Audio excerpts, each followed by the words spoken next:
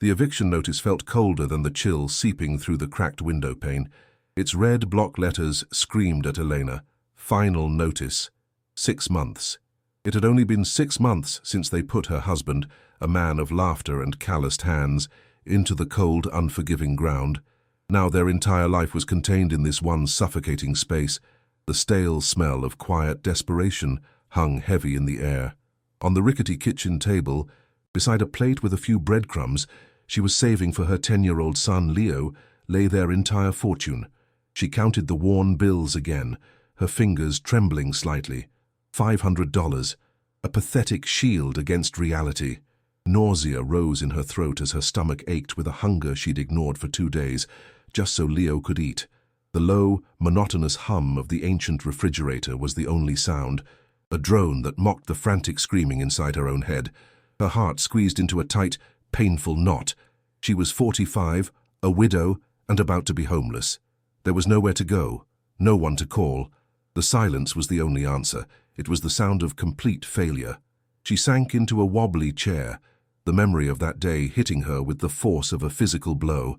The work accident, they'd called it, a poorly explained incident involving faulty scaffolding. The foreman's voice had been flat, devoid of emotion, as he handed her a small check, a pittance meant to silence her questions. She remembered the sterile, antiseptic smell of the hospital, a scent that now clung to the memory of her husband's last moments. It mixed in her mind with the metallic taste of fear that filled her mouth then, a taste that returned now, coppery and sharp on her tongue. Through the thin wall, she could hear the soft, even breathing of Leo, asleep in his bed. He was trying so hard to be brave for her. He'd stopped asking when Dad was coming home and started asking if they had enough money for milk.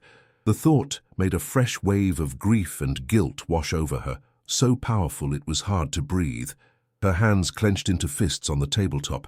She was his only protector now, and she was failing him. The weight of his small, trusting world rested entirely on her slumped shoulders, and it was crushing her.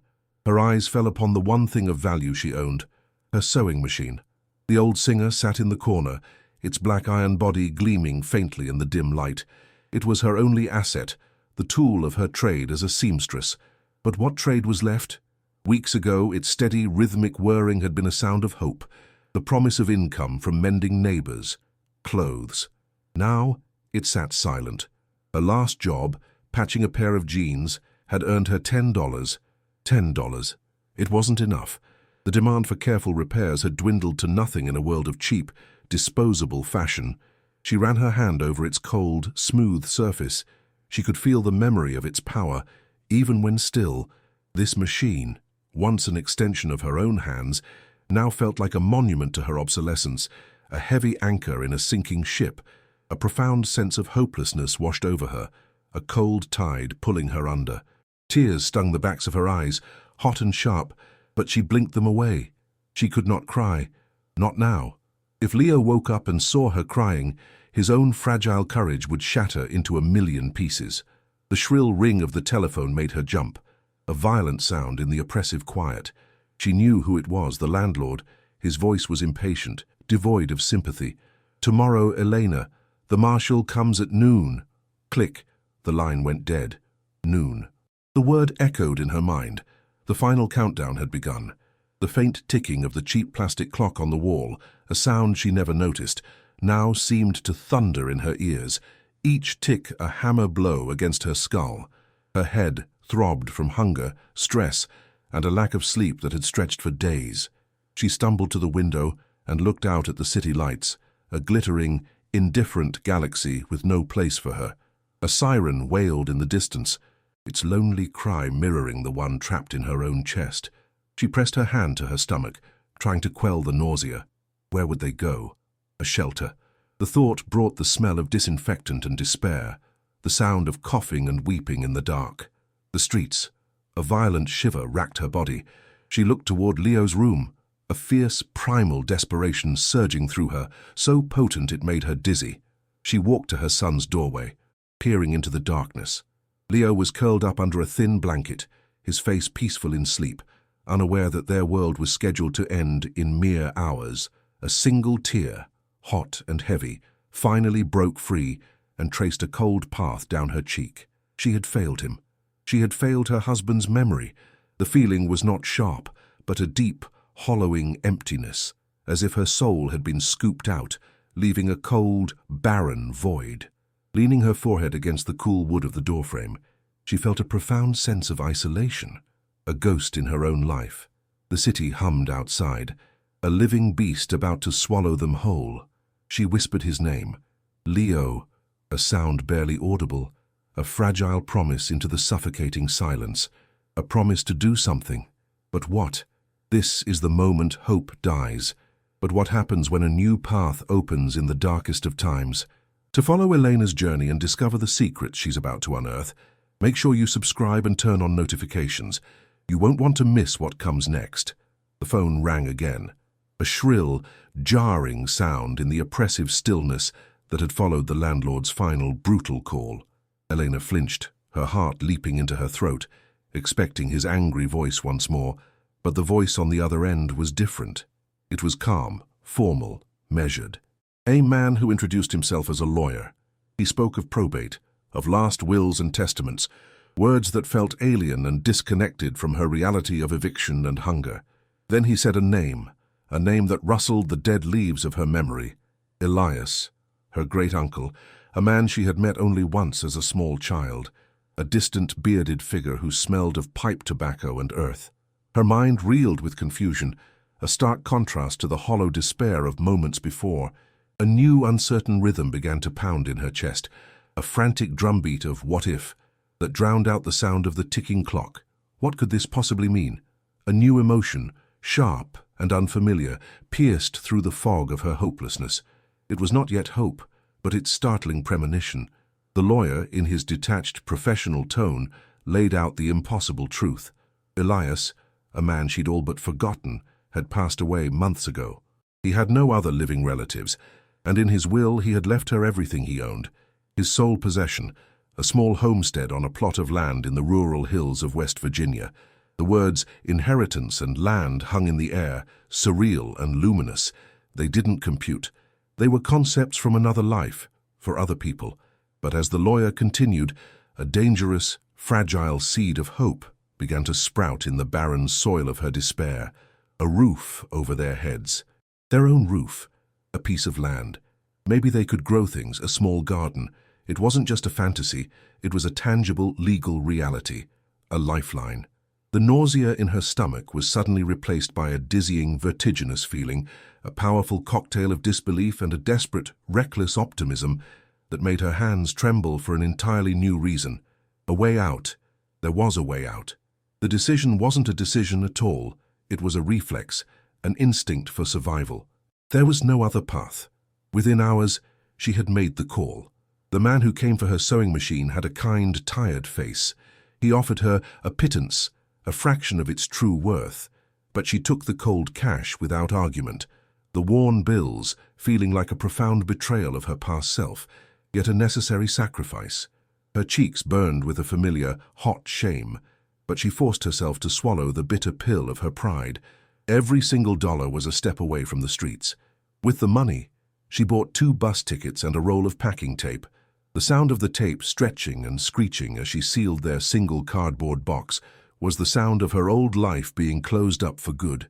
She packed their few clothes into 2 battered suitcases, the zippers catching on the worn fabric. She wasn't just packing clothes. She was packing the ghost of a life. The faint scent of her husband on a shirt, a small chipped toy of Leo's. It was a funeral procession for the world they knew.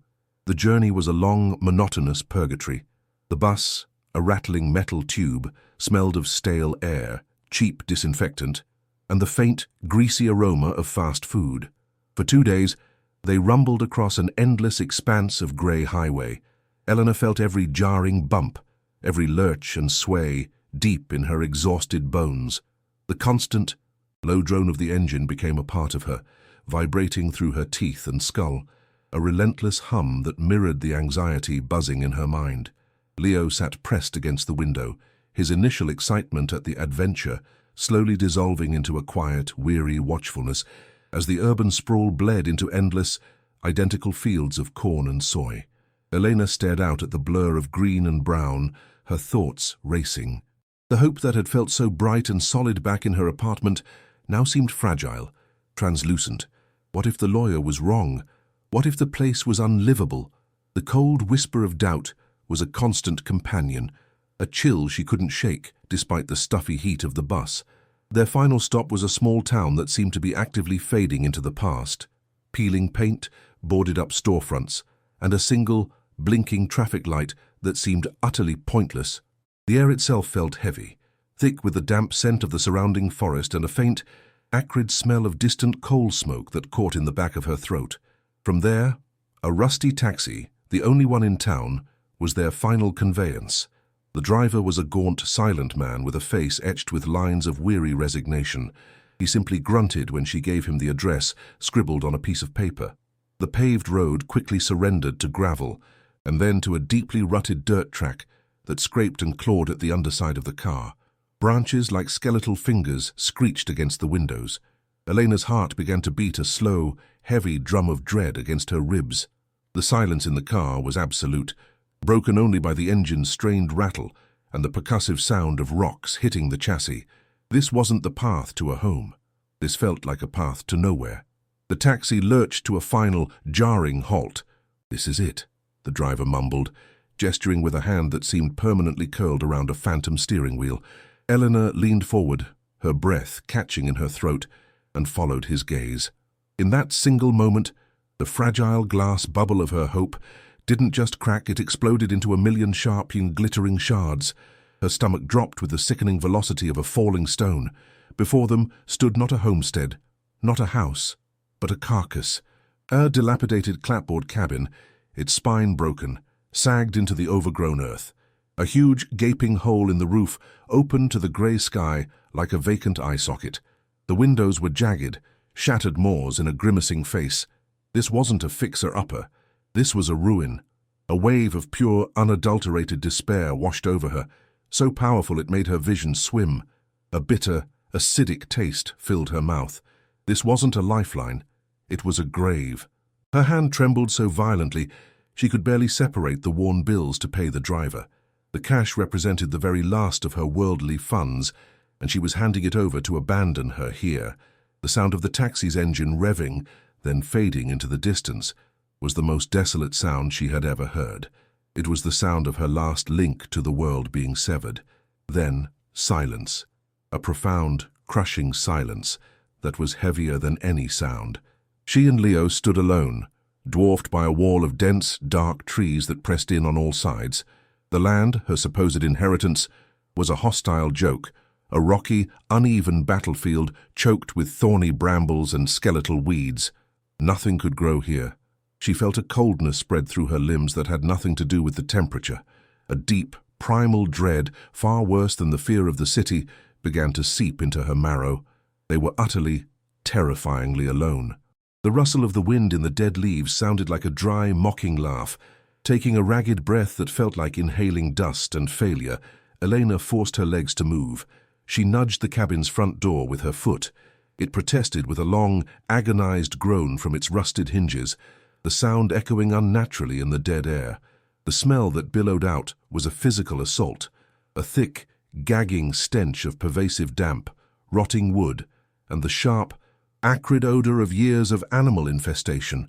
Elena's stomach clenched, and she fought the urge to vomit. The interior was a landscape of decay. Water stains spread across the mildewed walls like leprous growths. The floorboards, buckled and warped, felt soft and spongy under her feet, threatening to give way. Thick, grey cobwebs, as dense as felt, were draped over everything, connecting the broken furniture to the collapsing ceiling. She could hear it then. A faint, frantic scratching from within the walls, the sound of unseen things scurrying in the darkness. This was not a home. This was a corpse. Leo, who had followed her in silence, his small hand clutching hers, finally made a sound, a small, choked whimper. "Mom," he whispered, his voice trembling. "It smells bad. I don't like it here." The sound of his fear was a knife in her heart. A hot surge of protective anger flared within her, an anger at the world, at her dead great-uncle, at her own foolishness. But it was immediately extinguished by a tidal wave of guilt. She had done this. She had dragged her son from a home, however precarious, to this contaminated hellhole. She had spent their last dollar to strand them in a place where no sane person would choose to live. Tears burned the back of her eyes, hot with shame and a helpless rage. She knelt down, forcing a smile that felt like her face was cracking. "It's okay. Sweetie, it just needs a good cleaning. We'll make it our own." The lie felt filthy on her tongue, another layer of rot in this decaying place. She felt Leo tremble against her. She had to keep moving. To stop was to let the despair swallow her whole. She let go of Leo's hand and walked tentatively through the two small, dark rooms. The kitchen was a scene from a nightmare. A rust-pocked sink clung precariously to a mouldy wall. Its pipes vanished. The countertops were coated in a thick, sticky layer of grime, and countless tiny, black mouse droppings. In the corner, a pot-bellied cast-iron stove sat like a rusted idol, its flue pipe having long ago disconnected and now hanging from the ceiling like a metal snake. Her heart sank further. No electricity, that was expected, but no running water. Her eyes darted back toward the overgrown yard, searching for the well she had glimpsed. It was a single, desperate point of focus in a sea of ruin. A flicker of primitive need, water. They had to have water. Spotting a dented, rust-colored bucket by the back door, she grabbed it and stepped outside. The crunch of dead leaves and twigs under her feet, the only sound. The well was a circle of moss-covered stones, half swallowed by thorny vines. It looked ancient, forgotten. The air that rose from its dark opening was cold and smelled of deep, damp earth and decay. With a grunt of effort, she heaved the heavy wooden lid aside. The rope was frayed and stiff, but it held. She lowered the bucket into the darkness, the rope uncoiling with a dry, whispery scrape against the stone. It seemed to take an eternity to reach the bottom. When it finally did, the splash was pathetic. It wasn't the deep, echoing plunge she had prayed for, but a shallow, disappointing smack. Her arms, weak from hunger and exhaustion, strained as she hauled the heavy, waterlogged rope back up.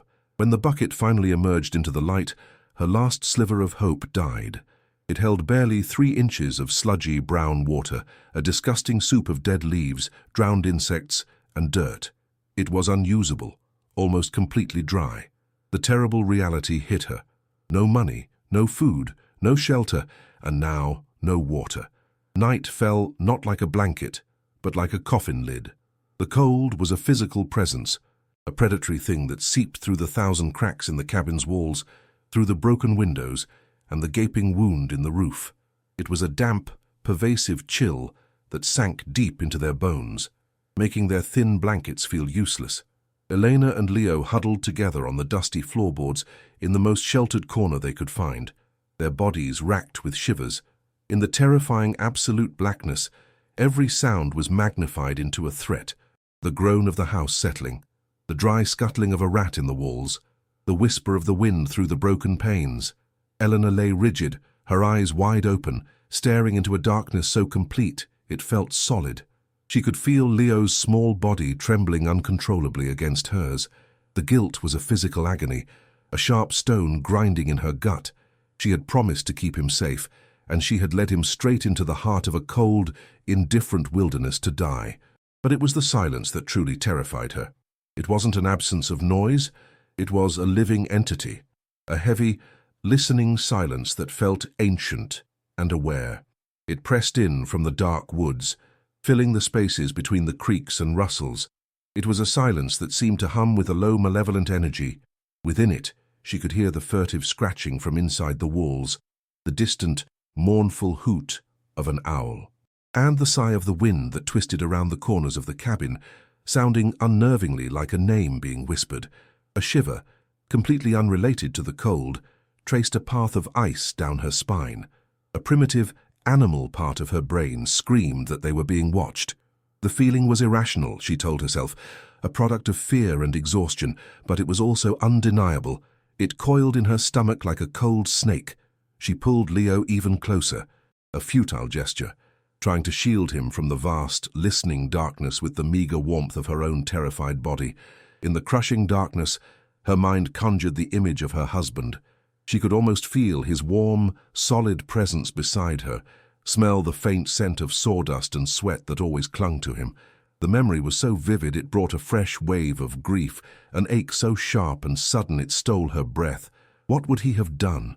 A bitter smile touched her lips. He would have laughed. He would have called the gaping hole in the roof a rustic skylight and dared the stars to a staring contest. He would have found a way to turn this nightmare into an adventure, his optimism a shield against any hardship. But he was gone, and all his strength, his laughter, his light, it was all gone with him. All that remained was her, and her own resolve felt as brittle and rotten as the floorboards beneath them. She had spent every last cent and every ounce of hope to chase a phantom across the country, only to find herself more trapped, more impoverished, and more utterly alone than she had ever thought possible.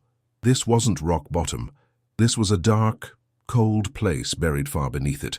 As the first weak, grey light of dawn began to filter through the broken windows, it brought no comfort, only a clearer view of their ruin. The thin light illuminated the grime, the decay, the hopelessness of it all. The fragile hope that had been her fuel for days now lay in a pile of ash at her feet. She had fled one kind of despair, the loud, frantic desperation of the city, only to find herself in another, a quiet, creeping terror in the heart of the woods. Leo stirred beside her, his face pale and smudged with dirt in the morning light, his breath a small white cloud in the cold air. Looking at his innocent, sleeping face, a single, terrible thought solidified in her mind with the cold certainty of stone.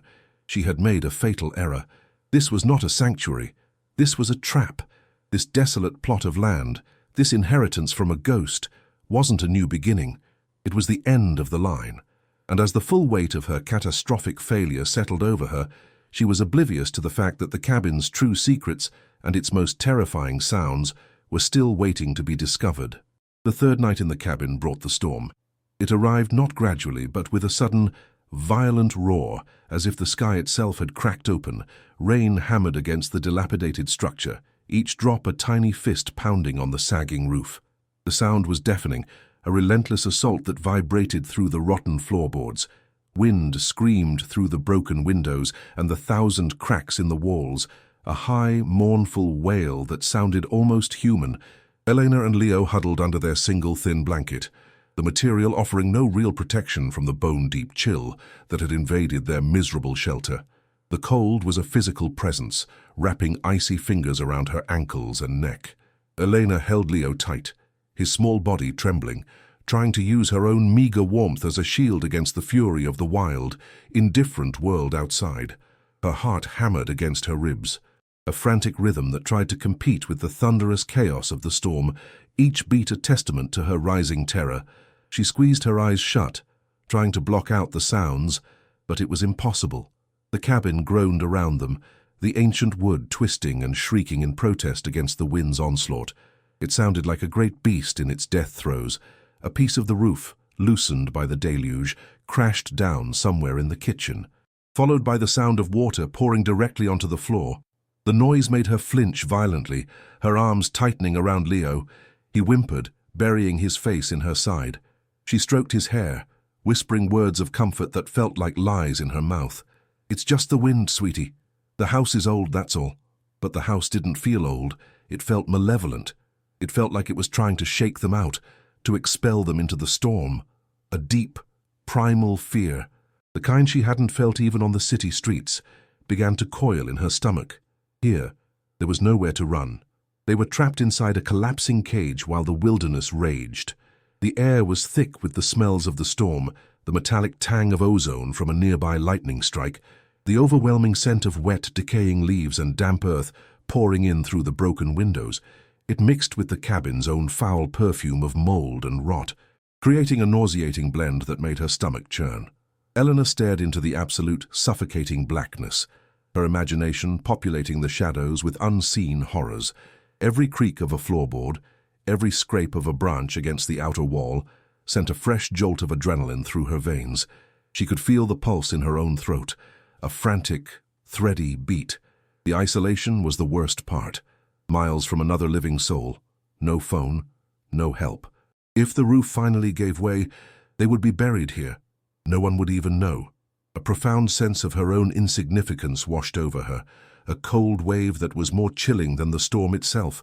She was a ghost already, haunting a ruin. And then she heard it. Underneath the chaotic symphony of the storm, another sound emerged. It was quiet at first, but distinct, impossible to mistake for the wind or the rain.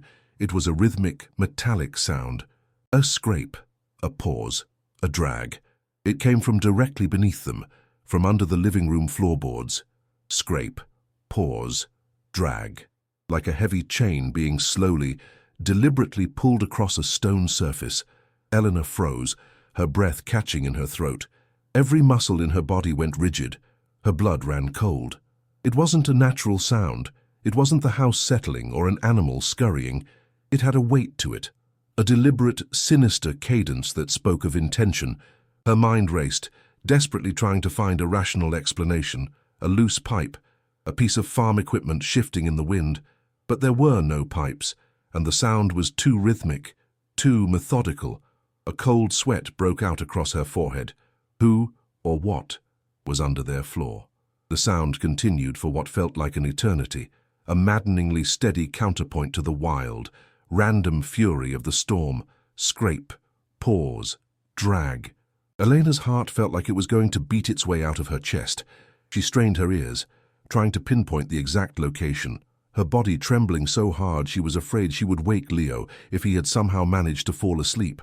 The sound was the physical manifestation of all her deepest fears about this place, that it wasn't just abandoned, but haunted by something deeply wrong. It was the sound of a secret stirring in the darkness beneath her. It was heavy, labored, and it seemed to echo up through the rotting wood, vibrating faintly in her bones. She pressed her hand over her mouth to stifle a gasp, her eyes wide with terror in the impenetrable darkness. It was the sound of something being unearthed, or something being buried. Her mind, already frayed by hunger and exhaustion, teetered on the edge of pure panic. Then, as abruptly as it had begun, it stopped. The rhythmic scraping ceased, plunging the cabin back into the singular chaos of the storm. But the silence it left behind was somehow more terrifying than the noise itself. It was a void, a sudden absence that screamed its significance. Elena remained frozen, her ears ringing, every nerve ending alight. She waited, listening with an intensity that was physically painful for the sound to return. Minute after agonizing minute passed, marked only by the drumming of the rain and the howling of the wind. But the metallic dragging was gone. It had vanished completely. Yet the sound was now seared into her mind, a permanent auditory scar. It replayed itself in her memory on an endless loop. Scrape, pause, drag. She knew, with a certainty that chilled her to the marrow, that she would never forget that sound. It was the true sound of the house, the voice of its hidden, dark heart. The storm passed with the dawn, leaving behind a world that felt washed clean and deceptively calm. A weak, watery sunlight filtered through the hole in the roof, illuminating swirling dust motes and the fresh devastation the night had wrought. A large puddle of muddy water covered half the kitchen floor, but Elena barely noticed. She was a ghost, her mind consumed by the memory of the sound. It echoed in her thoughts, a persistent, unnerving whisper. Had it been real, or was her mind, starved and terrified, finally starting to break? She looked at Leo, who was now awake and silently munching on the last of their stale crackers. His face was pale, his eyes large and haunted. "Mom," he whispered, his voice small, "did you hear the monster last night? The one under the floor?" A jolt went through Eleanor. It was real. He had heard it too. The validation sent a strange mix of terror and, unexpectedly, resolve through her. It wasn't a ghost. It was something physical. A new feeling began to displace the crushing despair, curiosity, a fierce, desperate curiosity that was inextricably tangled with a wild, irrational spark of hope. What if the sound wasn't a threat? What if it was a sign, a clue? The thought was absurd, the fantasy of a desperate mind, yet it took root. Her great-uncle Elias, a recluse who died alone in this ruin. Why stay here? Why not sell this worthless plot of land? Unless it wasn't worthless. Unless there was a secret hidden here, a secret that made a noise in the middle of a storm. It was a flimsy thread to cling to, but it was the only one she had. The alternative was to sit here and wait for them to starve. She stood up, a new energy coursing through her veins. "There's no monster, sweetie," she said, her voice stronger than it had been in days. "Let's go find out what was making that noise." The despair hadn't vanished, but it now had a competitor. The mystery had begun. She started in the center of the small living area, the spot where the sound had seemed loudest. She got down on her hands and knees, ignoring the damp, gritty feeling of the floorboards against her skin. She began to press on each board one by one, testing for any give, any looseness. Most were swollen and spongy from the damp, but they were firm. She moved slowly, methodically, her senses on high alert. She ran her fingers over the rough, splintered wood, feeling for irregularities. She knocked on each plank with her knuckles, listening intently to the sound it made. Thud, thud, thud, a dull, solid sound of rotten wood on damp earth. The work was slow, painstaking. Leo watched her, his fear slowly being replaced by a child's fascination with the treasure hunt. He began to copy her, tapping on boards in the corner. For the first time in days, there was a sense of purpose in the cabin, a focused energy that pushed back against the oppressive gloom and the gnawing hunger. It was Leo who found it. "This one sounds funny, Mom," he called out, his voice echoing slightly in the bare room. Eleanor crawled over to where he was pointing, a spot near the crumbling stone hearth of the fireplace. She knocked on the board he indicated. Instead of the dull thud of the others, it produced a hollow, resonant echo, a drum-like boom that was distinctly different. Her heart gave a single hard thump. This was it. She ran her fingers along the edges of the plank. They were cleaner, less fused with grime and time than the others. Using the tip of the only utensil she owned, a tarnished butter knife, she began to work at the seam. The wood was tight, but with a groan of protest, it began to give. Splinters bit into her fingers, but she ignored the pain. With a final heave, the board came loose in her hands. She tossed it aside and peered into the dark gap she had created. The faint smell of dry, cold earth and something else, the dusty, metallic scent of old iron, wafted up to meet her. Beneath the floorboard, nestled in the dark, packed earth, was not more dirt, but a flat, grey stone. It was a perfectly square slab, about 2 feet by 2 feet, its surface surprisingly smooth compared to the rocky, untamed land outside. And in the center of the slab was a thick, rusty iron ring lying flat in a carved-out depression. It was unmistakably a handle, a trapdoor.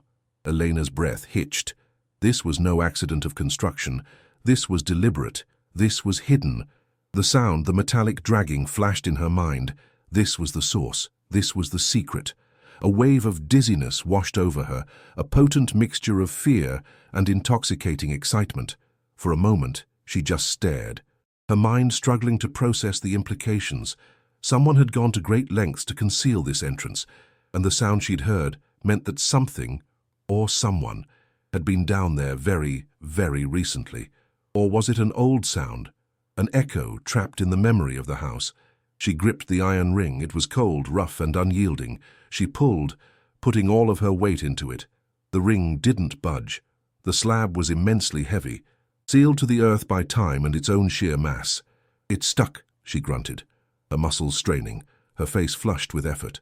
The frustration was a sharp, bitter taste in her mouth.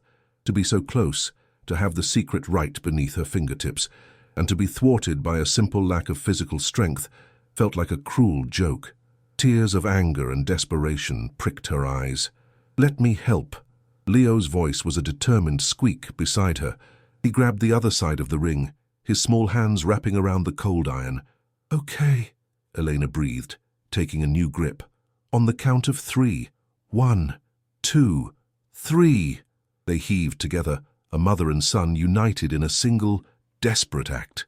Elena's back screamed in protest, every muscle in her body straining to the breaking point. For a moment, nothing happened. Then, with a deep, groaning scrape of stone against earth that was sickeningly familiar, the slab moved. It was the sound from the storm, but it wasn't a chain. It was this, the stone itself. It shifted only an inch, but it was enough. A crack of deeper darkness opened along one edge. Hope surged through Eleanor, a raw, powerful energy. "Again!" she yelled, and they pulled again, their grunts echoing in the small cabin. The slab scraped and juddered, fighting them for every inch. The sound was deafening, a raw, grating noise that set her teeth on edge. It was the sound of a long-dormant secret being violently woken. Finally, with one last monumental effort, they slid the slab far enough to reveal a dark, square opening. A wave of cold, stagnant air washed over them, carrying a smell of profound age, of dust that hadn't been disturbed in generations, of a deep, dry cold that was entirely different from the damp chill of the cabin. They knelt at the edge, peering down into the inky blackness. It was a void. It swallowed the dim light from the room, revealing nothing. "What is it?" Leo whispered, his voice filled with awe and fear. I think it's a cistern," Elena murmured, her own voice hoarse. An old, dry well built under the house. Her mind was racing. Why would her great-uncle hide the entrance to a simple cistern, unless it wasn't just a cistern, unless it was a hiding place, a vault? The possibilities were dizzying, terrifying, and exhilarating all at once. She had to know, she had to see what was down there. The risk was enormous. The darkness could be hiding anything, a collapsed floor, venomous animals, a sheer, deadly drop. But the risk of doing nothing was greater. The risk was starving in this forgotten ruin. She looked at the hopeful, frightened face of her son, and she knew there was no choice. She had to go down. The frayed rope from the outdoor well was their only tool. It was a terrible risk. The rope was old and stiff, its fibers brittle with age and neglect, but it was all they had. After testing its strength against one of the main support beams of the cabin, a beam that felt disconcertingly soft to the touch, she tied it securely, praying it would hold her weight. She looped the other end under her arms, the rough fibers scratching her skin. "Stay here," she ordered Leo, her voice tight with a fear she was desperately trying to conceal. "Don't come near the edge. Do you understand?" He nodded, his eyes wide, his small face a pale circle in the gloom. She took a deep breath, the stale air of the cistern filling her lungs, and swung her legs over the edge. Her feet found the first few feet of the stone wall, and then there was nothing but the rope and the yawning darkness below. Her descent had begun. The descent was terrifying. The darkness was absolute, a thick, palpable blackness that pressed in on her from all sides. The only reality was the rough, scratchy rope in her hands and the cold, slick feel of the stone wall against her worn shoes. The air grew colder, drier, and the smell of ancient dust intensified, filling her nostrils and making her want to cough. Above her, the square of grey light from the cabin shrank, becoming a distant, unreachable promise of safety. She descended slowly, hand over hand, her tired muscles screaming in protest. What if the rope snapped? What if she fell? The thought sent a jolt of pure terror through her, and she tightened her grip until her knuckles were white. The silence was absolute, broken only by her own ragged breathing and the soft scrape of her shoes against the stone. It felt like she was descending into the grave, into the deep, forgotten heart of the earth itself. After what felt like an eternity, her foot touched something solid. She landed with a soft thud on a floor of dry, packed earth, the impact jarring her exhausted body. She let go of the rope and stood for a moment in the disorienting darkness, her heart pounding, as her eyes slowly adjusted. The faint light from the opening far above began to reveal the space around her. It was a circular chamber, about 10 feet across, its stone walls perfectly constructed. It was, indeed, a cistern, but it was bone-dry. And in the center of the chamber, sitting as if they had been waiting for her, were 2 heavy wooden boxes. They were dark, almost black with age, and bound with thick straps of rusted iron. They were not large, but they radiated a sense of immense weight and importance. Elena's breath caught in her throat. She took a hesitant step forward, her worn boot crunching on the dusty floor. The sound was an explosion in the dead silence. She knelt before them, her hands trembling. They were the source of the secret, the reason for the hidden door. The wood was rough and cold to the touch. The iron straps were secured with heavy, rusted-shut hasps. It took her several minutes of frantic work, using the bent tip of her butter knife as a lever, to pry open the latch on the first box. It gave way with a screech of protesting metal that made her jump. With her heart in her throat, she lifted the heavy wooden lid. For a moment, she couldn't comprehend what she was seeing. The box was filled to the brim with dull, greenish, dirt-caked rocks. They were lumpy and strangely shaped, catching the dim light from above with a flat, greasy sheen. She felt a crushing wave of disappointment. It was just rocks, a box of worthless rocks. Why would anyone hide a box of rocks? The absurdity of it, the sheer pointless cruelty, almost made her laugh. But then, a single shaft of slightly brighter light from the opening above struck one of the stones near the top. And in that instant, a flash of brilliant, deep green fire ignited within the rock's core. It was a spark of impossible color, a vivid, living light that pulsed for a second before vanishing back into the stone's dull exterior. Elena gasped. Her hand, shaking, reached in and picked one up. It was heavy, far heavier than a normal rock of its size, and it was cool to the touch. She turned it over and over in her dirty palm. They weren't just rocks, and she didn't know what they were. Emeralds, she would later learn, but she knew, with an instinct that transcended knowledge, that they were valuable, incalculably valuable. She was holding a fortune in the palm of her hand, a fortune dug from the earth and hidden in the darkness. The weight of it was terrifying and exhilarating, a sudden, brutal collision of her miserable reality with an impossible dream. Her hands shaking violently now, she turned her attention to the second box. This one was flatter, more like a chest for documents. The latch was just as stubborn, but she worked it with frantic energy, her fingers raw and bleeding by the time it finally sprang open with a loud crack. There were no flashing gems inside this one. The smell that rose from it was the smell of history itself, the dry, dusty, slightly sweet scent of old paper and decaying leather. On top lay a thick, leather-bound diary, its cover worn smooth with time. Beneath it were several rolled-up parchments that, when she carefully unrolled them, revealed themselves to be old, hand-drawn mining maps. The ink faded to a ghostly brown, and at the very bottom was a sheaf of papers, tied together with a faded ribbon. She picked them up. The paper was brittle, threatening to crumble at her touch. They were official documents, death certificates, a dozen of them, all from the early 1970s. She stared at the contents of the second box, a cold dread beginning to creep up her spine, pushing aside the initial elation of her discovery.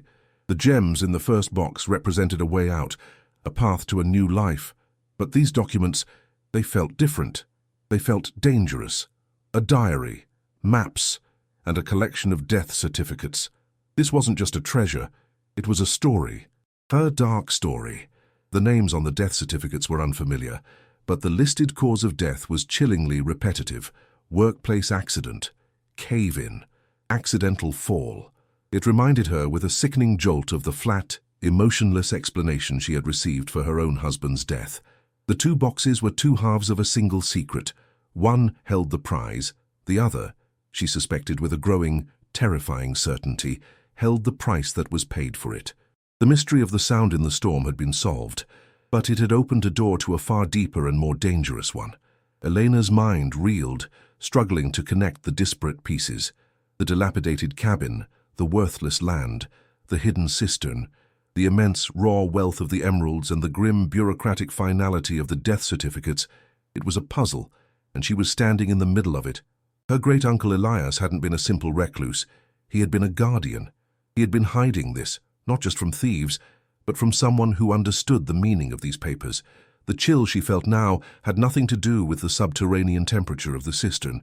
It was the cold finger of fear tracing a line down her back, the fear of knowledge, the fear that by unearthing this treasure, she had also unearthed a crime that someone had gone to great lengths to bury, both literally and figuratively. She was no longer just a desperate widow fighting for survival. She was now the keeper of a secret that had been silent for decades. She quickly, clumsily, packed everything back into the boxes. Her movements were jerky, fueled by a new kind of urgency. She had to get these out of here. Back up in the relative safety of the cabin, she could try to understand what they meant. The weight of the boxes was immense. It took all her strength to drag the first one to the base of the rope. Tying the rope securely around it, she climbed back up, her hands and knees scraped raw, her muscles burning with a fire that was part exhaustion, part adrenaline. She hauled the box of emeralds up, the rope groaning under the strain. Then she repeated the process for the box of documents. The physical effort was grueling, but her mind was elsewhere, lost in a maelstrom of questions. Who were these dead men? What did the maps show? And what story did her great-uncle's diary tell? The sense of being watched, which had faded in the morning light, returned with a vengeance. With the 2 boxes finally safe inside the cabin, resting on the dusty floor like alien artifacts, Elena and Leo heaved the heavy stone slab back into place. The grating sound of stone on earth was the sound of a tomb being sealed once more. She carefully replaced the loose floorboard, trying to make it look as undisturbed as possible, but it was useless. The cabin was no longer just a ruin, it was a crime scene, and she was the sole, terrified witness. She sank to the floor, her back against the cold wall, her body trembling with a combination of exertion and fear. She looked at the boxes. One contained a fortune that could solve all her problems forever. The other contained a truth that could get her and her son killed. The sudden, staggering weight of this new reality was almost too much to bear. She had come here seeking a roof over her head, and instead, she had found a treasure and a tomb. She looked over at Leo, who was staring at the boxes with wide, uncomprehending eyes. He had no idea of the true nature of their discovery, of the danger that now permeated the very air they breathed. He just knew they had found something incredible, a secret from the monster under the floor. To him, it was still an adventure. For Elena, the adventure was over. The survival drama had ended. The mystery had just begun, and she had a terrifying premonition that its next act would involve a far greater threat than hunger or poverty. The cabin, with its gaping roof and rotting walls, suddenly felt like the most dangerous place on earth, not because of its decay, but because of the secrets she now held within it. The silence of the afternoon pressed in, no longer empty, but filled with the ghosts of the names on those death certificates, waiting for their story to be told. With Leo asleep on a makeshift bed of blankets, a fragile piece in the gloom, Elena finally turned to the second box. The air grew still, the only sound her own ragged breathing and the frantic drumming of her heart against her ribs. She lifted the leather-bound diary. The cover was cool and smooth, worn by a single pair of hands for years. A deep primal fear warred with an even stronger need to know. This book held the key. It held the voice of her great-uncle Elias, a man she barely knew, and it was about to tell her why he had lived and died in this desolate ruin, guarding a king's ransom in stones and a thin sheaf of death certificates. Her hands trembled as she opened it, the spine cracking in protest, releasing a dry, dusty scent of forgotten time. The ink, a faded sepia, was a neat, disciplined cursive, the script of a man who weighed his words. She began to read, her world shrinking to the fragile pages under the weak light of a single candle she had found and lit, its tiny flame flickering, casting long, dancing shadows that made the cabin's corners seem to writhe with life. The first entries were filled with a raw, powerful hope. Elias wrote not of poverty, but of partnership. October 1972. We have pooled our last dollars, 6 of us, brothers not by blood, but by the shared dirt under our nails and a dream of pulling a life from these stubborn hills. We call ourselves the Appalachian Cooperative. Elena felt a strange kinship with these men, their desperation mirroring her own. She read on, her eyes scanning the neat script. Then she found it. May 1973. It was Caleb's boy who found the first sign, a green glint in the creek bed. We followed the trail, dug for weeks. Today we broke through. It is not a glimmer. It is a river of stone, a vein of pure, living green fire, a secret the earth has kept for 1,000,000 years. We are rich beyond our wildest imaginings, all of us together. The joy in the words was so palpable, so pure, it felt like a physical warmth. Elena could almost hear their shouts of triumph echoing from the past, the sound of pickaxes striking not just rock sacks but fortune, a future, a legacy for their children. But the diary's tone began to darken a few pages later. A new name appeared, Silas Blackwood. July 1973. A man came to the camp today, calls himself Silas Blackwood, a coal man from the next county, but he drives a car that costs more than all our equipment combined. He has eyes like chips of coal and a smile that never reaches them. He heard of our good luck, he said. He brought whiskey, spoke of making us all proper partners, of his connections, of handling the legalities and the selling. He wants to help us, he says. Elena felt a cold knot tighten in her stomach. She could feel Elias's suspicion bleeding through the ink. a subtle unease that crept between the lines. He wrote of how Blackwood's gaze lingered not on the emeralds themselves, but on their hand-drawn maps. His questions less about geology and more about deeds and ownership. Elias described a feeling of being watched, of a shadow falling over their sun-drenched dream, a cold draught extinguishing the warmth of their shared hope. He was a predator circling their kill. The next entries became shorter, terser, the neat script growing slightly unsteady. August 1973, a tragedy. John's rope snapped. 100-foot fall. We buried him on the hill. Blackwood sent flowers. It felt wrong. Elena's breath hitched. She fumbled for the stack of death certificates, her fingers clumsy with dread. She found the one for John Miller. Date of death, August 14th, 1973. Cause of death, accidental fall. The official paper felt like ice in her hand. She turned back to the diary. September 1973. Miguel is gone. A support beam gave way in the new shaft. A cave-in. So sudden. It took us 2 days to dig him out. Blackwood was there, supervising the recovery. He spoke of bad luck, of the dangers of this work. Elena's stomach churned, and a wave of nausea rose in her throat, hot and acidic. She found Miguel's certificate, cause of death, asphyxiation due to cave-in. The words were a cold, bureaucratic gloss over a murder she could now see as clear as day. The ink on the page seemed to blur. The pattern was undeniable. A brutal, systematic execution disguised as misfortune. One by one, the members of the Appalachian Cooperative met their end. A faulty dynamite charge, a fever that came on too fast, a disappearance. For each name in the diary, there was a matching death certificate in the box, a neat and tidy collection of lies, sanctioned by a corrupt local doctor and a sheriff whose name Elias noted, was often mentioned by Blackwood. Elena felt as if she were suffocating, the close air of the cabin thick with the ghosts of these murdered men. These papers weren't just history, they were tombstones. They were the meticulously documented story of a massacre. Elias was the only one left. The last entry was frantic, the letters slanted and rushed, written in the dark. November 1973. They are coming for me. I heard them talking. Blackwood wants it all. The land, the stones, the silence. But he won't have this.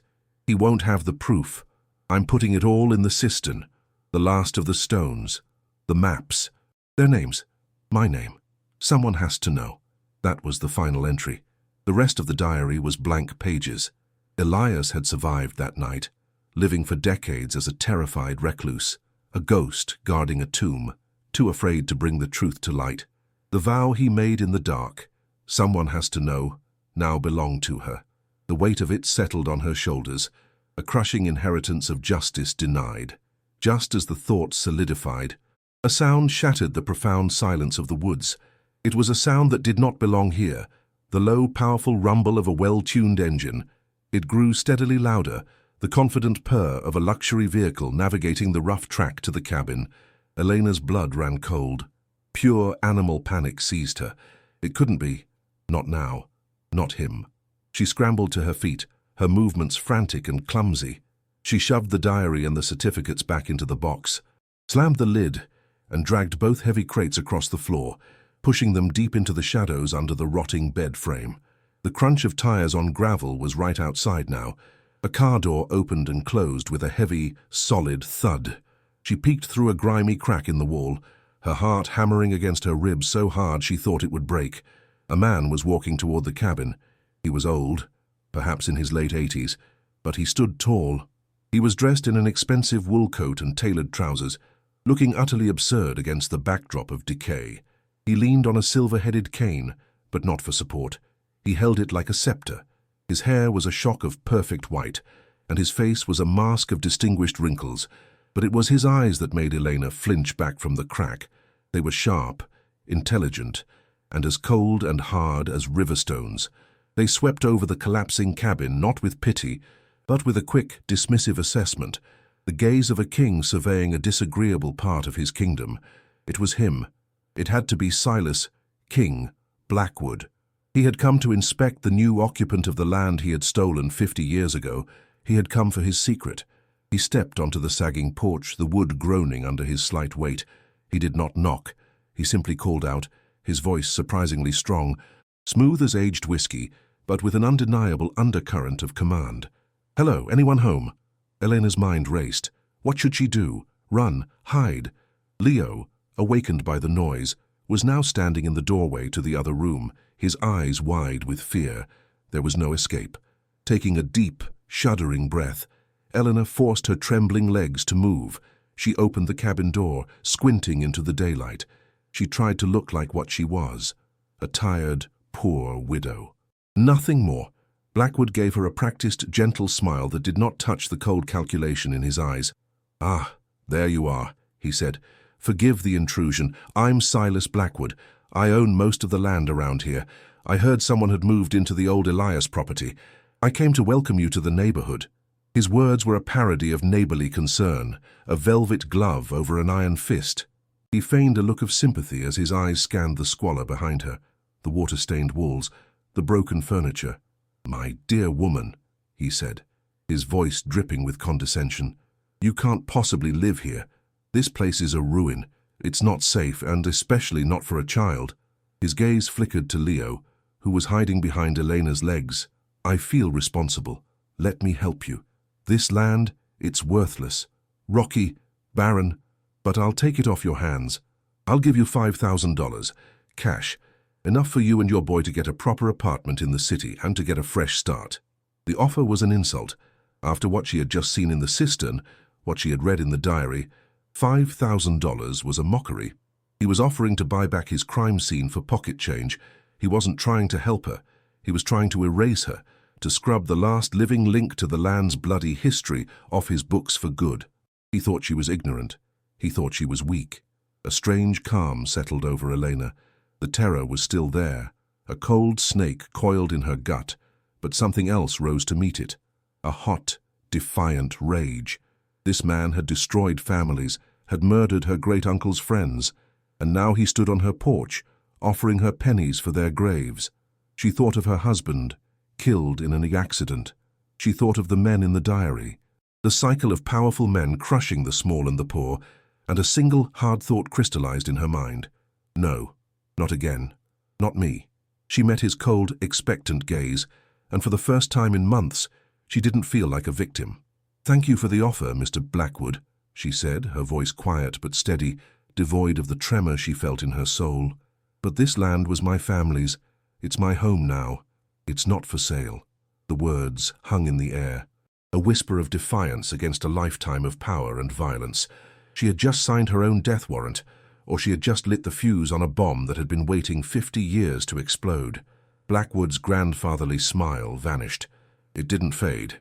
It was simply gone, as if a mask had been dropped. His eyes, no longer pretending warmth, narrowed into icy slits. The change was so sudden, so total, it was terrifying. For a long moment, he said nothing, just stared at her, the silence stretching into a taut humming wire of menace. He took a slow step closer, leaning on his cane.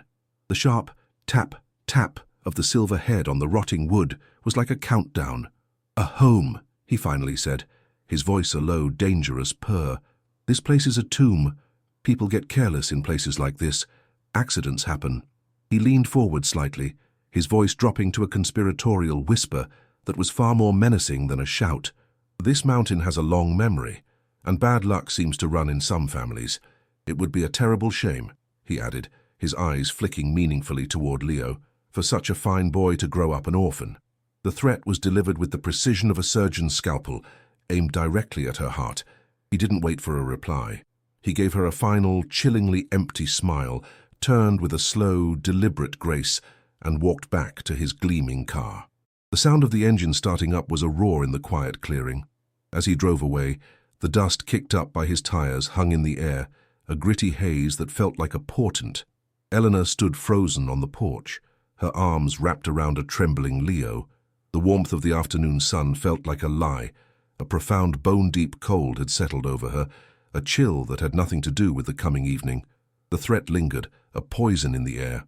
The emeralds were no longer a potential salvation. They were a motive. The diary was no longer just a story. It was a weapon that could get them killed. She was trapped between a fortune that could give her son a future and a monster who would steal it all without a second thought. What would you do in her place? Would you give him the land and the secrets to protect your child, or would you risk everything to fight for a justice that has been buried for 50 years? The engine's rumble faded, but the threat remained, thick and oily in the afternoon air. Elena stood cemented to the rotting porch boards, her hand gripping Leo's shoulder so tightly her knuckles were white. The silence that rushed back in was no longer empty. It was filled with Blackwood's final venomous words. Accidents happen. Grow up an orphan. Each word was a ghost that coiled in the air around them, a promise of violence delivered with a chilling smile. A profound coldness, born of pure terror, seeped into her bones, far deeper than the cabin's damp chill. Her heart was a frantic bird beating against the cage of her ribs. She could taste the metallic tang of fear in the back of her throat, coppery and sharp. The man hadn't just threatened her, he had passed a sentence. She looked out at the dense, indifferent wall of trees, and for the first time, the wilderness felt safer than the cabin. The cabin was now a target. It was the place where the evidence and their lives were completely exposed. Leo's small, trembling body pressed against her leg brought her back from the edge of paralysis. His fear was a physical thing, a current that ran up her arm and jolted her heart. In that instant, her own terror crystallized into a single, sharp point of maternal rage. This was not about her anymore. It wasn't about the emeralds or justice for men dead 50 years. It was about the warm, breathing child clinging to her for safety. Blackwood hadn't seen a desperate widow. He had seen an obstacle, and he had made it clear how he dealt with obstacles. The thought of Leo facing that man, or men like him, alone, was a horror beyond comprehension. It ignited a fire in the cold void of her fear. She could not freeze, she could not surrender. To do nothing was to wait for the accident Blackwood had so kindly foretold. The instinct for survival, so battered and worn, roared back to life, fierce and absolute. They had to run, not later, now. They had to disappear before night fell and brought its horrors with it. Where could they go? The thought was a fresh wave of panic. The nearest town was miles away, and Elias's diary had been clear. The local sheriff was in Blackwood's pocket. Walking into that office would be like a lamb walking into a butcher shop, handing over the knife. Her mind raced, sifting through the impossibly few options she had. The taxi driver's words from days ago echoed in her mind, a faint, half-forgotten detail, something about another resident, a recluse. Lives a long walk away, he'd grumbled. It was a sliver of a chance, a desperate gamble on the existence of a stranger. But what choice did she have? It was either run toward an unknown neighbor or wait for Blackwood's known evil to arrive at her door. The decision made itself. She would take the box with the diary and the certificates. The emeralds were a dead weight, a treasure too heavy and too dangerous to move. The real treasure, the only weapon she possessed, was the truth written in faded ink on brittle paper. She would run toward that unknown light in the woods. Her movements became a blur of frantic, purposeful energy. "Leo, put your shoes on. We're going for a walk," she said, her voice strained but firm, trying to project a calm she was nowhere near feeling. She dragged the heavy box of documents out from under the bed, her muscles screaming in protest. The weight of it was immense, not just in pounds, but in the gravity of the story it contained. It was the collected weight of murdered men, of a crime buried for half a century. She found a tattered length of rope and tied it around the box, fashioning a crude shoulder strap. The rough fibers dug into her skin as she hoisted it. The weight was staggering, pulling her off balance. She looked around the squalid cabin one last time, at the place that had been both a ruin and a revelation. She had arrived here with nothing but a desperate hope. She was leaving with a terrifying secret and a death threat hanging over her head. She grabbed Leo's hand, her grip a silent promise of protection, and stepped out into the woods. The forest floor was a carpet of damp, decaying leaves that muffled their footsteps, creating an unnerving quiet. The air was thick and cool, heavy with the scent of pine and wet earth. Sunlight, now low and golden, slanted through the dense canopy in long, dramatic shafts, illuminating dust motes and tiny insects dancing in the air. But the beauty of it was lost on Elena. Every rustle of a squirrel in the undergrowth, every snap of a twig under her own feet, sent a jolt of adrenaline through her. She felt exposed, vulnerable. Her heart hammered a frantic rhythm against her ribs, a drumbeat of pure fear. She kept glancing over her shoulder, half expecting to see Blackwood's cold eyes staring back at her from the shadows between the trees. The weight of the box was a constant, agonizing drag on her shoulder, a physical manifestation of the burden she now carried. It was a race against the setting sun, a race against the monster she had just met. She had no path to follow, only a general direction based on the taxi driver's vague gesture. She pushed through thickets of ferns and ducked under low-hanging branches that snagged her hair and clothes. The woods seemed to press in on them, the ancient trees standing like silent, watchful giants. The sounds of the forest, which might have been peaceful on another day, were now a symphony of threats. The distant, mournful call of a dove sounded like a warning. The sharp cry of a blue jay felt like an alarm being raised, announcing their desperate flight to the entire world. Leo, his small legs struggling to keep up, stumbled frequently. Each time he fell, a fresh wave of guilt and terror washed over Elena. She would pull him up, her hands shaking, whispering, "We're almost there, sweetie, just a little further." It was a lie, a prayer whispered into the vast, listening wilderness. She had no idea where they were going or what they would find. The physical toll of the journey was immense. Her shoulder throbbed with a dull, persistent fire from the weight of the box. Her lungs burned with the effort of her ragged breaths. Scratches from thorns and branches crisscrossed her arms and face, stinging with every movement. A deep ache settled into her bones. The familiar pain of exhaustion and hunger she had carried for weeks, now sharpened by the acute blade of terror. But she couldn't stop. To stop was to be caught. The image of Blackwood's face was burned into her mind. The shift from grandfatherly charm to reptilian coldness. It was the face of a man who had never been denied, a man for whom human lives were mere entries in a ledger. She thought of her husband, of the casual cruelty of his work accident, and a fresh surge of adrenaline propelled her forward. She was not just running from Blackwood, she was running from a world that allowed men like him to exist and to win. As the sun dipped below the horizon, the forest transformed. The golden light vanished, replaced by a deep, bruised purple twilight that bled into a profound darkness. The shadows between the trees deepened, merging into a single, menacing mass. The temperature dropped, and a cold, damp chill began to seep through their thin clothes. The familiar sounds of the daytime forest faded, replaced by the eerie calls of nocturnal creatures. An owl hooted nearby, its call echoing through the trees, and Leo jumped, pressing closer to her. Elena's own fear intensified tenfold. She could barely see the ground in front of her, stumbling over roots and rocks that seemed to appear out of nowhere. The darkness was disorienting, suffocating. It felt alive, a predator stalking them through the trees. The hope that had propelled her forward began to fray, replaced by the terrifying thought that they were simply lost, wandering in circles, waiting to be found. Just as the last vestiges of hope were about to be swallowed by the encroaching night, she saw it, a tiny, flickering point of light in the distance. It was faint, almost imperceptible, a single golden spark in an ocean of black. Her heart leaped. Then she caught the scent on the wind, wood smoke, the warm, comforting smell of a hearth fire. It was the most beautiful smell she had ever encountered, a promise of warmth, of shelter, of another human being in this vast, terrifying wilderness. A sob of pure relief caught in her throat. "Look, Leo," she whispered, her voice choked with emotion, pointing with a trembling hand. "A light.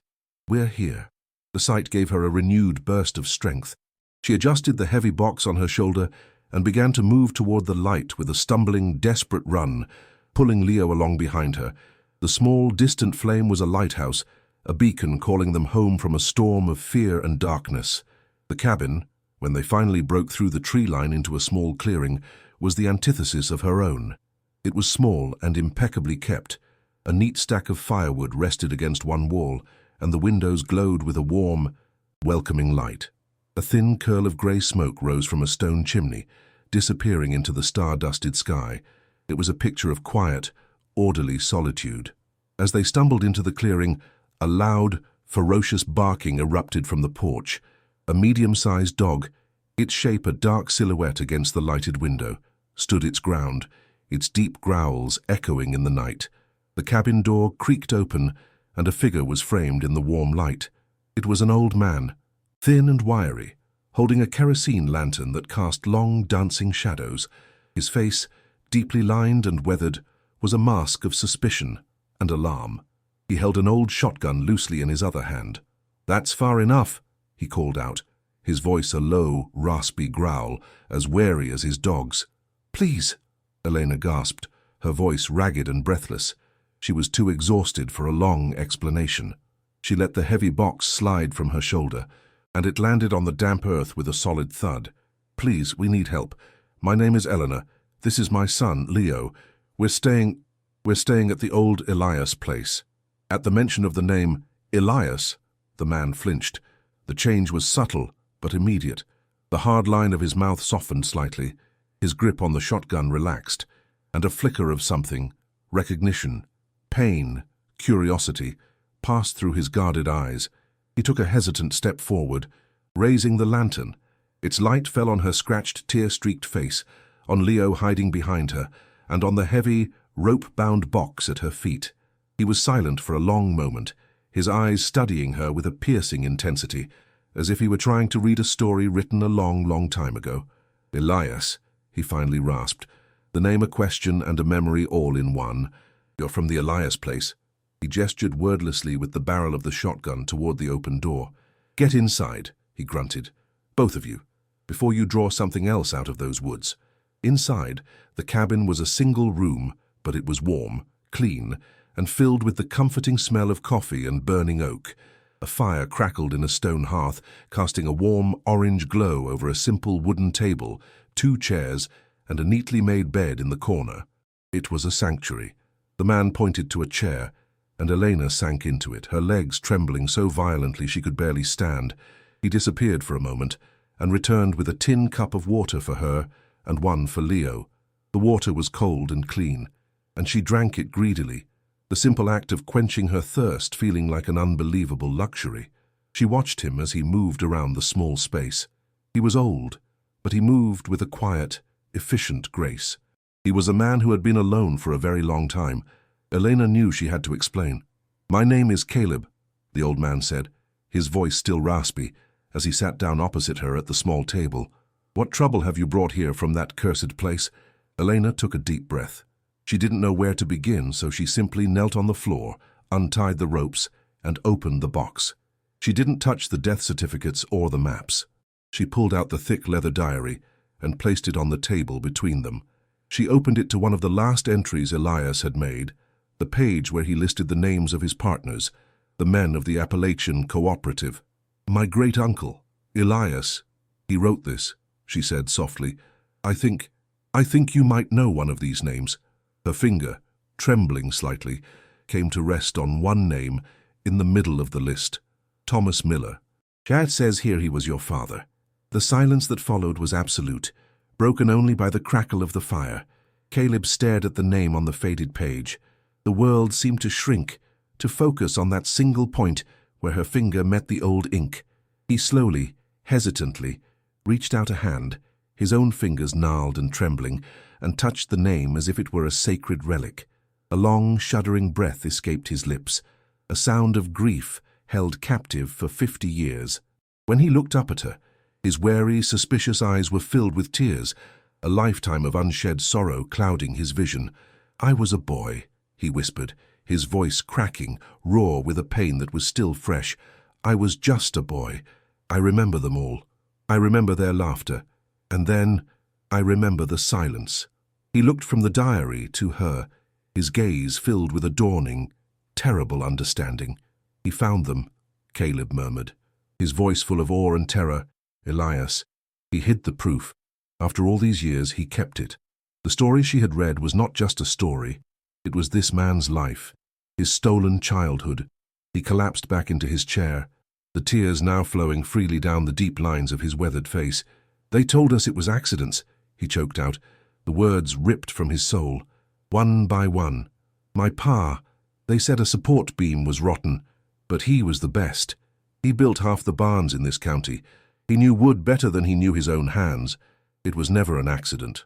He wiped his eyes with the back of a calloused hand, his body racked with tremors. He confirmed every detail from the diary. his memories a living, breathing testament to the cold facts on the page.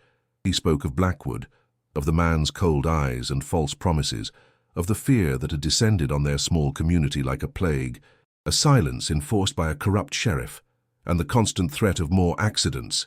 Elena listened, her own heart aching for his loss, realizing she had not just unearthed a crime, but the source of this old man's lifelong solitude and sorrow. Then, Caleb leaned forward, his eyes suddenly sharp and focused, the grief momentarily burned away by a different, fiercer emotion. "But your uncle didn't know everything," he said, his voice dropping to a conspiratorial whisper. The night before the cave-in, my pa, he came to my room. He was scared. I'd never seen him scared before. He made me promise to remember something. He said, if anything happens to me, you remember Shaft 7, the old abandoned silver shaft on Blackwood's North Ridge. That's where he puts his problems, son. He thinks no one knows." Caleb's eyes burned with a dark fire. "The men from the accidents, Elena, they're not buried on any hill. They're at the bottom of that mine shaft. All of them.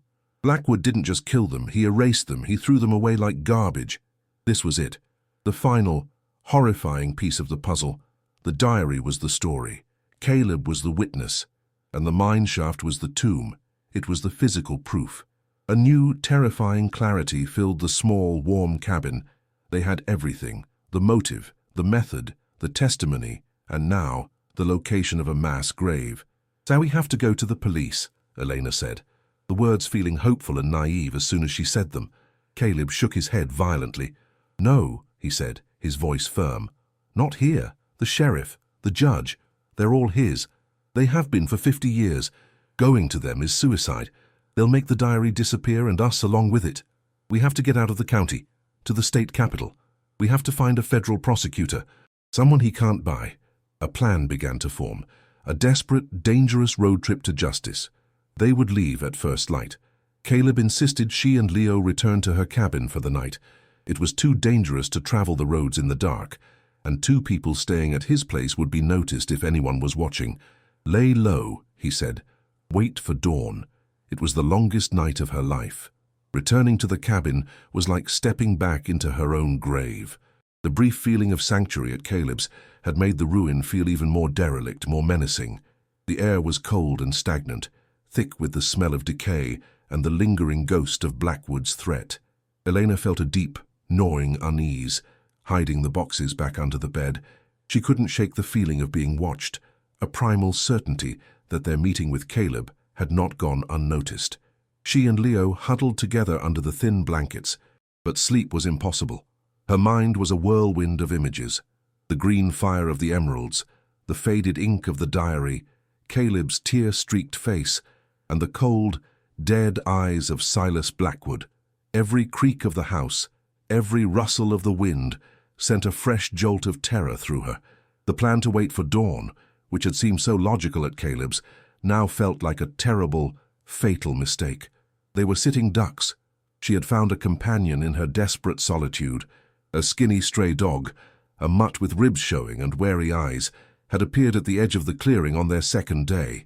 She had shared the last of her bread with it, a small act of kindness in the midst of her own misery. The dog had kept its distance, but it had stayed a silent, 4-legged sentinel in the woods. She had named it Lucky, a desperate prayer more than a name. Now, as she lay rigid in the darkness, listening to the frantic beating of her own heart, Lucky was the only other creature awake. He was outside, and she could hear him moving restlessly around the cabin. She had given him the last of their crackers just before sunset, and he had licked her hand, a brief, warm touch of trust in a world that felt cold and hostile. It was a small, insignificant detail in the grand, terrifying drama of her life. A connection she never could have known would be their salvation. It started with a low growl, a deep, guttural rumble from outside that was different from any sound the dog had made before. It was not the sound of a stray chasing a squirrel. It was the sound of a guardian sensing an approaching threat. Elena's blood ran cold. She sat bolt upright, her hand flying to Leo's shoulder to keep him still. The growl escalated into a volley of sharp, frantic barks, a furious, desperate alarm slicing through the night's oppressive silence. The dog was not barking at a deer or a raccoon. It was barking at something it knew was dangerous. Elena's heart seized in her chest. A cold sweat broke out across her entire body.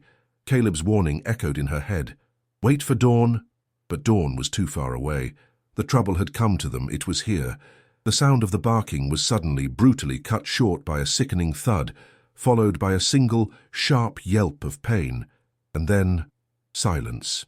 Then she heard the other sound, the sound that the dog's barking had almost covered. It was the low, heavy rumble of an engine, much closer than before. But it wasn't Blackwood's smooth, refined luxury car. This was a different beast altogether.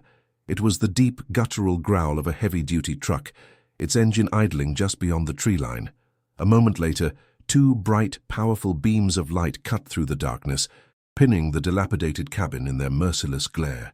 The headlights felt like the eyes of a predator, stripping away the shadows, leaving them nowhere to hide. Panic, pure and undiluted, surged through Eleanor, a white-hot current that obliterated all thought. This was it. The accident had arrived. Blackwood hadn't waited. He had sent his men to retrieve his property, the emeralds, the diary, and to permanently solve the problem of the woman who knew too much and her inconvenient son. There was no time for a plan, no time for anything but pure animal instinct. Survival. In one fluid motion, she was out from under the blankets, her mind shockingly clear. She didn't think about the emeralds. She didn't think about fighting. She thought of Leo. She thought of the diary. She scrambled across the floor, her hands finding the heavy box of documents under the bed. "Leo, wake up now," she hissed, her voice a sharp, terrified whisper. He was awake instantly, his eyes wide with a fear that mirrored her own. Heavy footsteps were crunching through the leaves outside, approaching the cabin.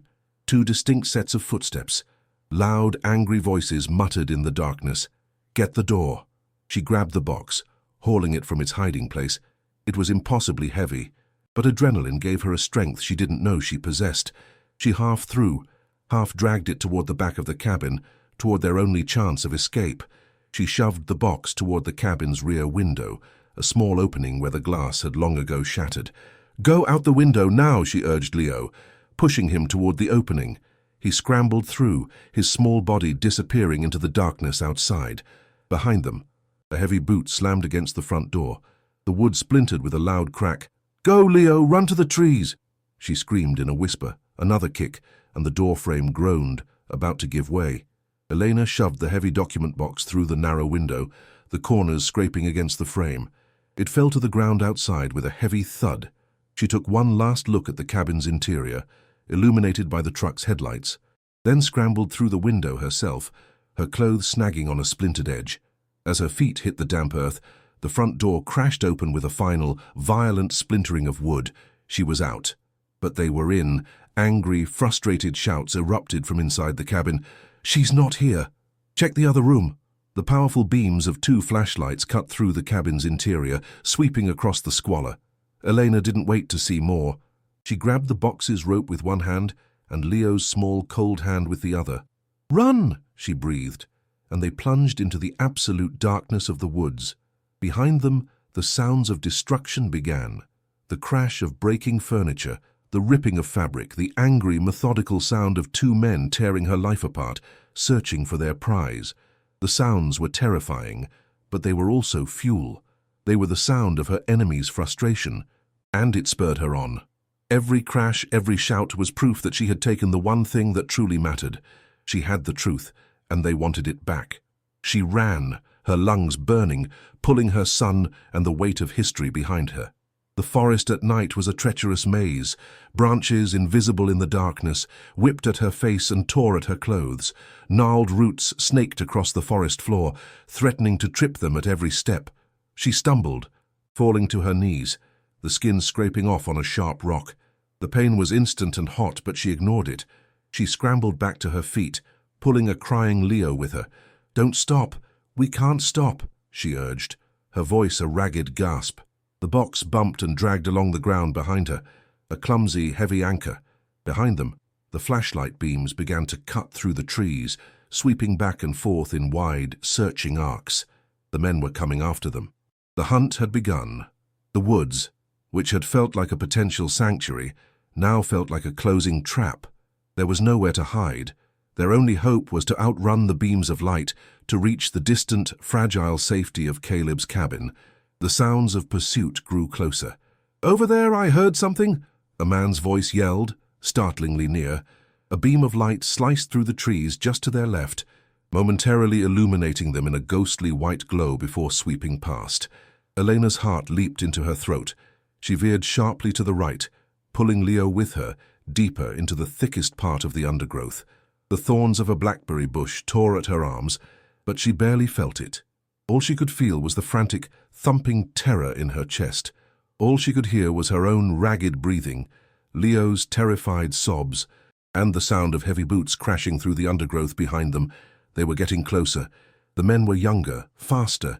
It was an impossible race, a nightmare brought to life.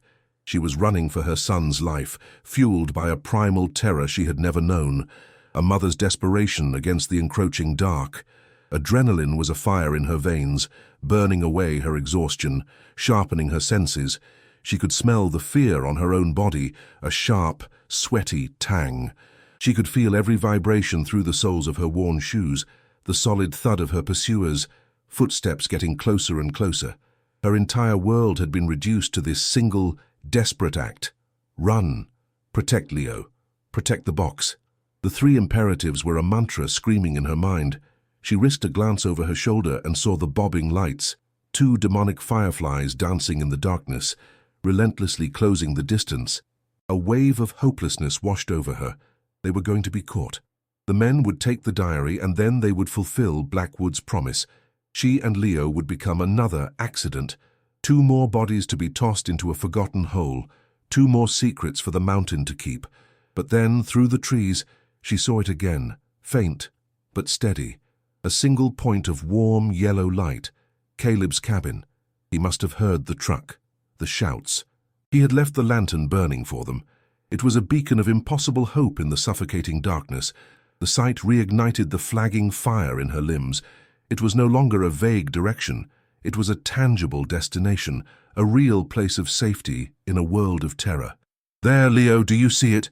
We're almost there," she gasped, pointing toward the light. She poured every last ounce of her remaining strength into a final, desperate sprint. The box scraped against a rock, the sound loud in the night, but she didn't care. The lights behind them were closing in, the men's panting breaths now audible over her own. It was a race of a few hundred yards, a race for everything, for the past and for the future, for justice and for life itself. They burst out of the tree line and into Caleb's small clearing, stumbling, gasping for air. The cabin door was open, and Caleb stood there, his old shotgun now held firmly in his hands, his face a grim, determined mask in the lantern light. "Here! Get in! Now!" he yelled, his voice a commanding bark that cut through the night. Eleanor practically threw Leo toward the door and heaved the box of documents onto the porch with her last ounce of strength. She collapsed against the doorframe, her body trembling uncontrollably, her lungs on fire. As she looked back, she saw the two men hesitate at the edge of the woods, momentarily blinded by the light from the cabin. They were big men, dressed in dark work clothes, their faces hard and cruel in the brief flashes of their own lights. They saw Caleb, saw the shotgun leveled directly at them, and for a moment they froze, weighing their options. The chase was over. The standoff had just begun. Caleb didn't hesitate. As the two henchmen retreated into the darkness, their truck engine a fading growl of defeated rage, he slammed the cabin door shut. "They'll be back," he rasped, his voice a low, urgent command. "And they won't hesitate next time. We leave. Now." There was no waiting for dawn. In the flickering lantern light, his movements were swift and sure. From a loose floorboard near the hearth, he pulled a rusted coffee can, its contents not beans, but a thick, tightly wound roll of cash, his life savings. The smell of old paper and desperation filled the small space. Within minutes, they were in his ancient rattling pickup truck, the engine coughing to life with a reluctant roar. The box of evidence sat between Eleanor and Caleb like a holy relic. As they careened down the dark mountain roads, the truck's straining engine was a sound of frantic escape, each bump and rattle a jolt of terror. The cold night air whistled through a crack in the windshield, a constant, mournful sigh that mirrored the fear still screaming inside Elena's head. They were running, leaving the mountain behind, but the ghost of Blackwood felt like it was right on their tail. The journey was a long, dark purgatory of humming tires on asphalt and the oppressive smell of stale coffee and old vinyl within the truck's cab. Elena clutched the heavy box on her lap, its sharp corners digging into her thighs, a painful, constant reminder of the stakes. Leo, exhausted by the terror, had finally succumbed to a fitful sleep, curled up on the bench seat with his head on her lap. His small, warm weight was both an anchor and the entire reason for this desperate flight. Caleb drove with a grim, silent focus, his gnarled hands gripping the steering wheel, his eyes fixed on the endless ribbon of dark road unfolding before them. Outside, the landscape transformed. The claustrophobic walls of the forest gave way to rolling hills silhouetted against a star-filled sky. And then, hours later, to the first faint orange glow of a distant city on the horizon. The sight did not bring relief, only a different kind of anxiety. They were trading the silent and listening threat of the wilderness for the loud, indifferent jungle of civilization. It was a gamble on a system she had no reason to trust. The city was an overwhelming assault on the senses, after weeks of profound silence, broken only by wind and terror. The constant roar of traffic, the distant wail of sirens, and the sheer scale of the concrete and glass canyons felt physically crushing. Caleb, navigating the unfamiliar streets, finally pulled into the parking lot of a cheap, anonymous motel on the city's outskirts. The buzzing neon sign that read, "Vacancy," flickered erratically, casting a sickly pink glow. Using a portion of his hoarded cash, he paid for a room, the transaction feeling clandestine and illicit. Inside, the room smelled of stale cigarette smoke and harsh chemical cleaners, but the door had a deadbolt. The sound of it sliding into place, a loud, definitive click, was the most comforting sound Elena had heard in months. It was a fragile illusion of safety, but it was enough. She placed the box at the foot of the bed and sat beside it, a silent sentinel. Sleep was an impossible luxury. She simply sat, listened to the alien sounds of the city, and waited for the dawn, her heart a slow, heavy drum of dread and hope. At first light, they didn't use the room's phone. Caleb's paranoia, honed by 50 years of living in a tyrant's shadow, was now their most valuable asset. They found a payphone at a nearby gas station, its plastic receiver feeling sticky and cold in Elena's trembling hand. Caleb fed coins into the slot, the metallic clinking echoing the frantic beat of her heart. He had a name, a UIS, attorney, a woman renowned for her relentless prosecution of public corruption cases. Elena made the call, her voice a reedy, hesitant whisper. She stumbled through the story, feeling the weight of the operator's bored impatience, the seconds ticking by, the coins running out. It sounded insane, a ghost story of a 50-year-old massacre, emeralds, and a powerful magnate. She was about to be cut off when she finally said the two words that changed everything: Silas Blackwood. A pause, a new voice on the line, sharp, intelligent, and suddenly very interested. "And you have physical evidence?" the voice asked. "Yes," Elena breathed. "A diary, and death certificates." A new address was given. An appointment was set. The federal building was a world away from the rot and decay of the cabin. It was a place of polished granite floors, hushed, conditioned air, and an intimidating sense of quiet, immense power. Elena and Caleb, in their worn, dirty clothes, felt like ghosts haunting its pristine corridors. They were led into a conference room with a long, gleaming mahogany table.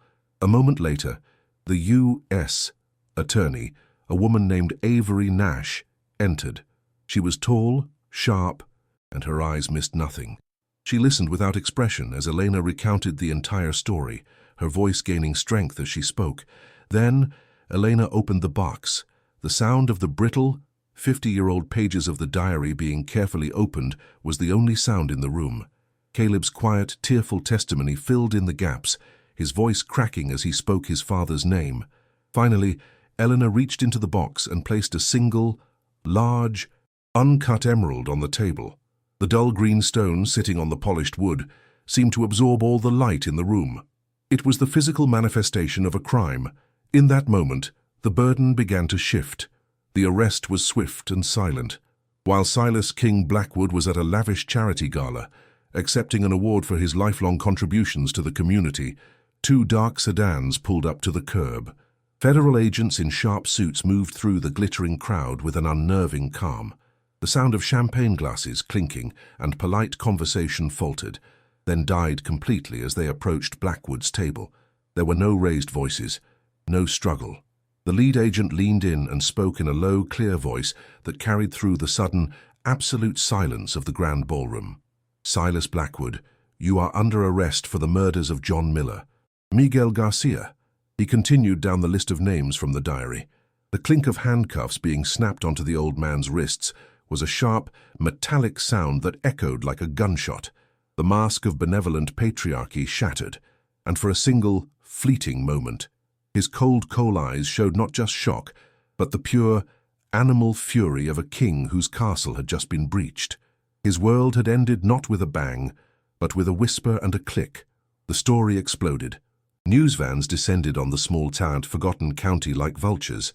The Appalachian Cooperative, a name unspoken for half a century, was suddenly on the front page of every newspaper.